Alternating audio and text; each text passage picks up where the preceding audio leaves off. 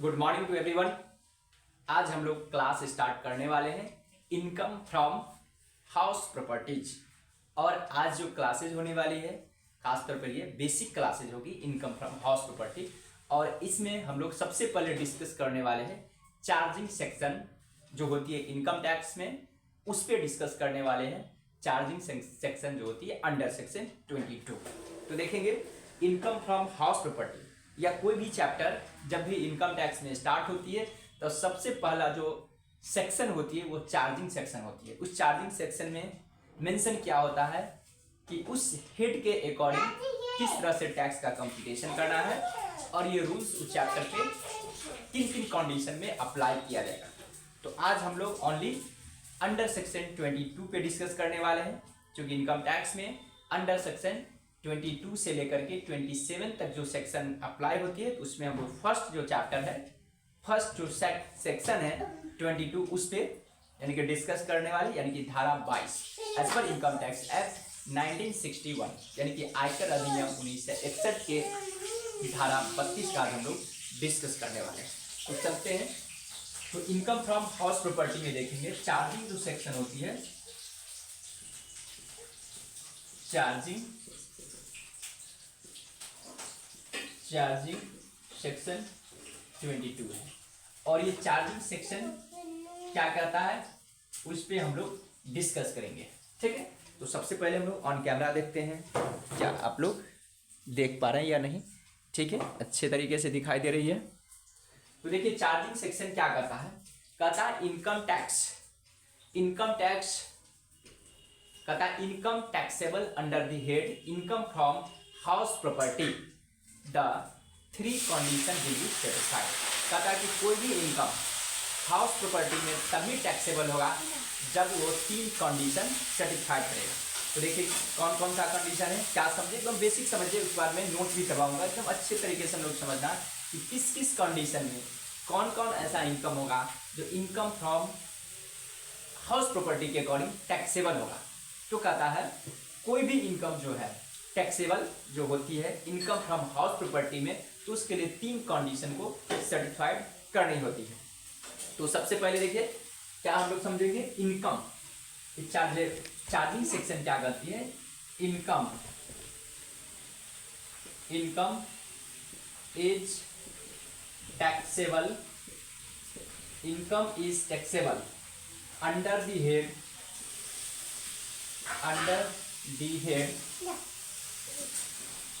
The head income from house property, income from HP बोले तो house property, ठीक ना। कहता है कोई भी टैक्स इनकम कहता है is taxable under the head income from house property the 3 condition will be satisfied. क्या समझे, यानी कि जब 3 कंडीशन सेटिस्फाइड करेगा तो होगा, ठीक ना। कब, इफ कहता है इफ द फॉलोइंग, क्या समझे, कहता है इफ द फॉलोइंग 3 कंडीशन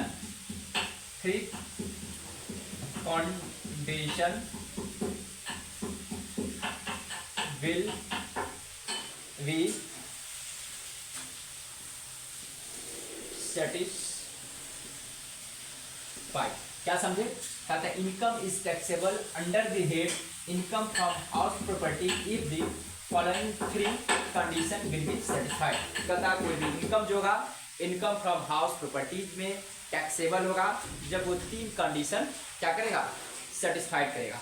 और इसी पे पूरा ये चैप्टर जो है बेस्ड है, ठीक है। जितने भी मैं कॉन्सेप्ट आप बताने वाला हूँ 3 कॉन्सेप्ट, उसी कॉन्सेप्ट पे ये आधारित है chapter.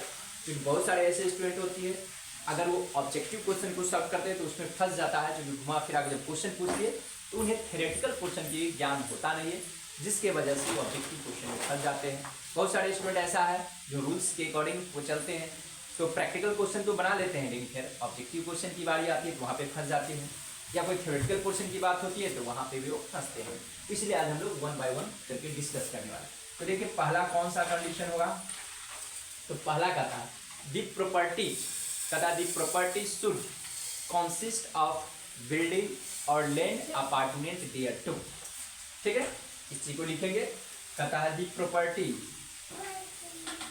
The property should consisting, कहता है the property should consisting of any building or lands apartment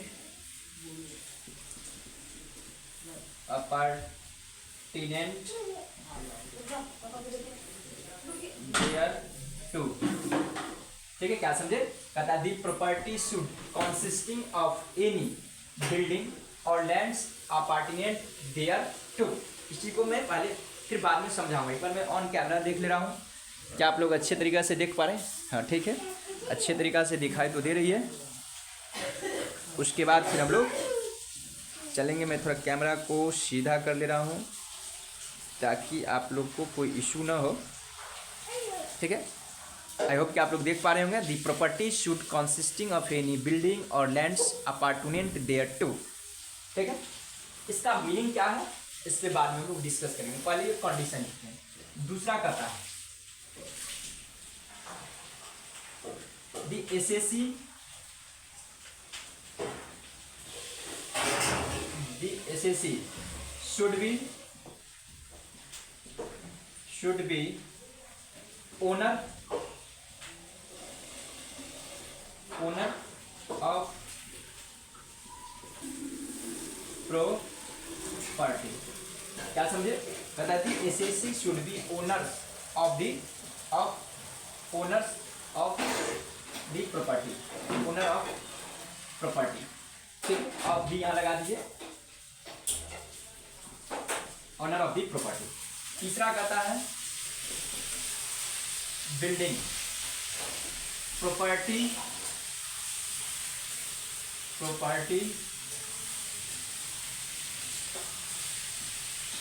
should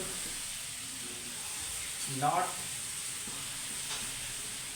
used for any business or profession carried on by him,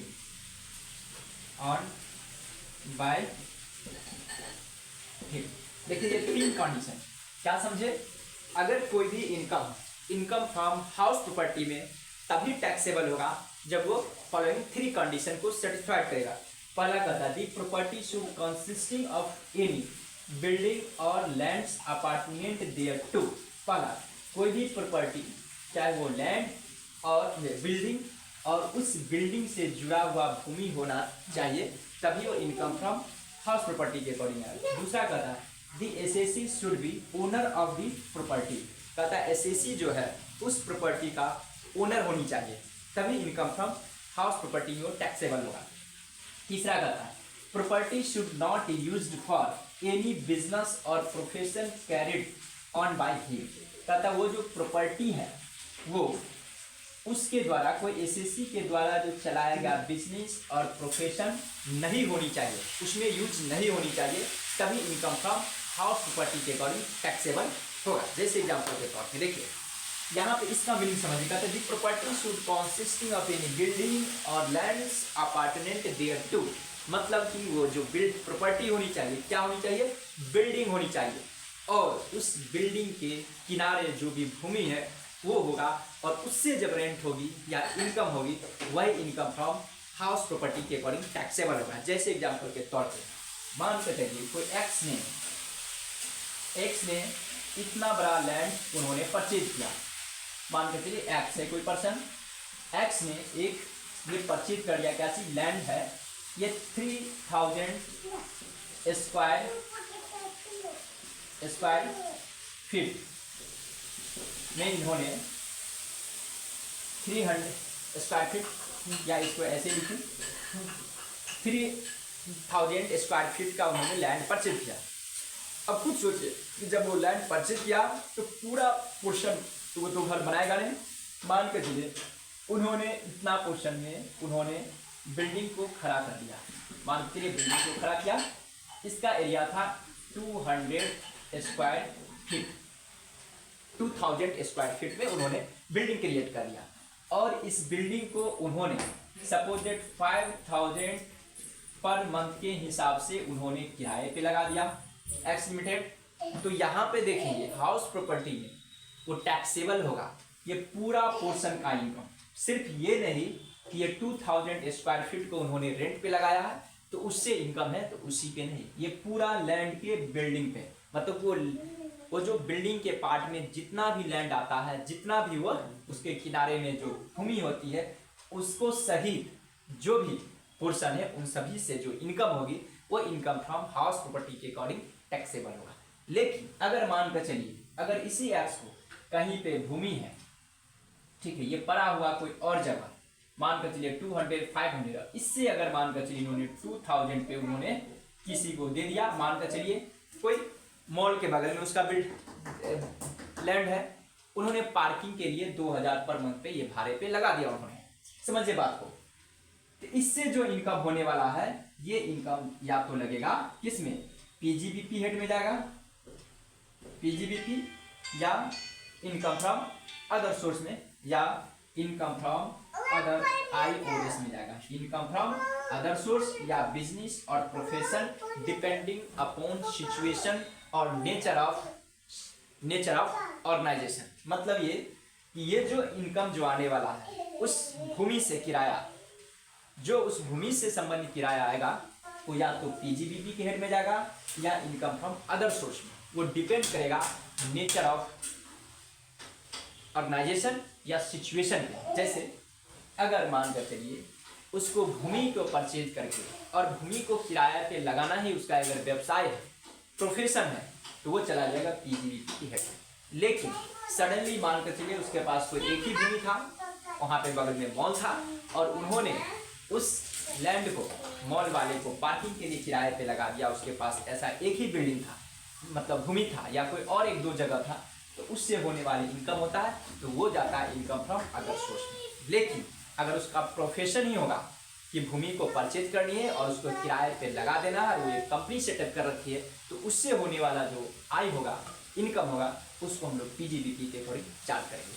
तो आई होप कि आप लोग को समझ में आ गया होगा कि ये जो लिखा गया है, the property should consisting of any building और lands appurtenant thereto, मतलब ये वो जो प्रॉपर्टी होगा होनी चाहिए उस बिल्डिंग और उस बिल्डिंग के किनारे का जो भूमि होगा उससे संबंधित जो आय होगी वो किस में जाएगा, income from other, income from house property की हेड में चला जाएगा।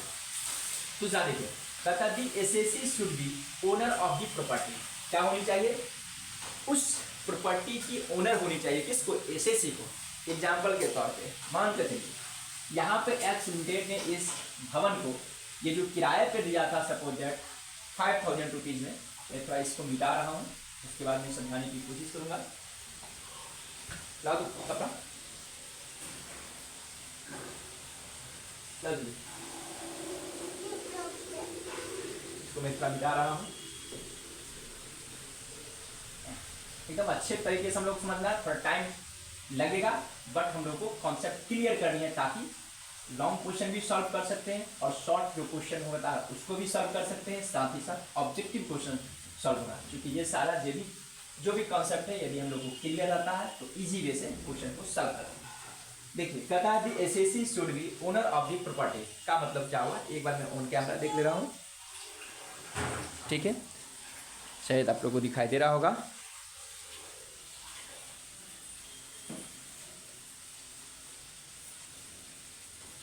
तो देखेंगे यहाँ पे सपोज दैट तो नमी हो जाती है, ठंडा मौसम, इसलिए थोड़ा सा परेशानी है, इसलिए मुझे हैंड का भी यूज करनी पड़ती है। जैसे देखिए मान कर चलिए एक्स का कोई बिल्डिंग था, उन्होंने वाई को 2000 पर मंथ में किराए पे लगा दिया और वाई ने क्या किया, इसे पुनः जेड को 3000 पर मंथ में, यानी कि 3000 पर मंथ में उन्होंने किराए पे लगा दिया। क्या समझे? एक्स के पास एक बिल्डिंग है, उन्होंने वाई को 2000 पर मंथ के हिसाब से रेंट पे लगा दिया और क्या किया, वाई ने पुनः उसी बिल्डिंग को जेड से 3000 रुपीज में 3000 पर मंथ के हिसाब से रेंट पे किराए पे लगा दिया। अब देखने वाली बात ये कि वाई को जो इनकम होगा, ठीक ना, तो ये जो इनकम होगा और एक एक्स, वाई जब एक्स को देगा जब रेंट, तो एक्स के लिए इनकम होगा 2000, तो एक्स जो हुआ ये जाएगा income from house property, SP में ये चला जाएगा, ठीक है। और वाई को जो इनकम होगा, ठीक ना, तो ये फिर दो कंडीशन बनेगा, या तो पीजीबीपी के हेड में जाएगा या इनकम फ्रॉम अदर सोर्स में जाएगा, डिपेंडिंग अपॉन नेचर या सिचुएशन। तो ये क्यों? क्योंकि वाई का यदि प्रोफेशन ही है कि बार बार वो बिल्डिंग को किराए पे देता है और किसी दूसरे पर्सन को लगा देता है, तो उसके लिए वो पीजीबीटी के इनकम में चला जाएगा। यदि वो कभी कभी है ही ऐसा करता है तो वो इनकम फ्रॉम अदर सोर्सेज में चला जाता है, ठीक है, क्योंकि उसके लिए वो कैजुअल इनकम हो जाएगा। तो आई होप कि आप लोग को ये भी कंडीशन समझ आ गया होगा। मैं इसी को मिटाता हूँ। तीसरा कहता है, property should not use for any business और profession carried on by him. उस एसएससी के द्वारा अगर किसी प्रकार का प्रोफेशन और बिजनेस है तो उस बिल्डिंग को उसमें यूज नहीं करनी पड़ेगी, तभी वह इनकम फ्रॉम हाउस प्रॉपर्टी में जाएगा, अदरवाइज वो चला जाएगा इनकम फ्रॉम पीजीबीटी। आई होप कि आप लोग को समझ में आ गया होगा कि इनकम फ्रॉम हाउस प्रॉपर्टी के अकॉर्डिंग कौन कौन सा ऐसा इनकम होगा, तब जाकर के उस पर टैक्स लगेगा। उसके बाद इसी में एक आता है अंडर सेक्शन 27, यानी कि धारा जो होती है 27 जो सेक्शन होती है, ये होती है डिम्ड ओनर की। डिम्ड ओनर का मतलब ये होती है कि माना गया ओनर, मतलब माना गया मालिक कब होती है, जब हम लोग हाउस प्रॉपर्टी को परचेज करते हैं और ट्रांसफर कर देते हैं अपने स्पाउस या अपने चाइल्ड पे, मतलब अपने पति पत्नी, अगर कोई पति है तो पत्नी के नाम पे ट्रांसफर कर देती है, यदि वो पत्नी है तो पति के नाम पे ट्रांसफर कर देती है, या अपने बच्चे को, तो वहां पे जो ट्रांसफर करती है उसी को ओनर माना जाता है। ओनर का मतलब ये हुआ। दूसरा इम्पार्टिबल एस्टेट। इम्पार्टिबल एस्टेट का मतलब होता है प्रॉपर्टी ऑफ द इम्पार्टिबल एस्टेट।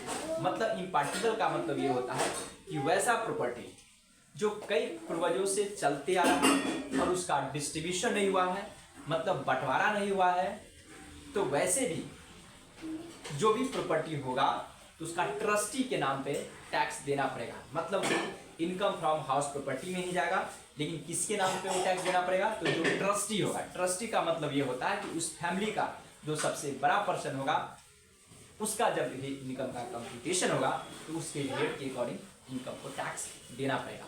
या कोई भी प्रॉपर्टी है, कहता property transfer without adequate monetary consideration. अगर कोई प्रॉपर्टी का कोई पर्सन अगर विदाउट मॉनेटरी कंसिडरेशन को ट्रांसफर कर देता है, तो जो पर्सन ट्रांसफर करता है उसी पर्सन को क्या माना जाता है, डीम्ड ओनर माना जाता है। आई होप कि आप लोग को समझ में आ गया।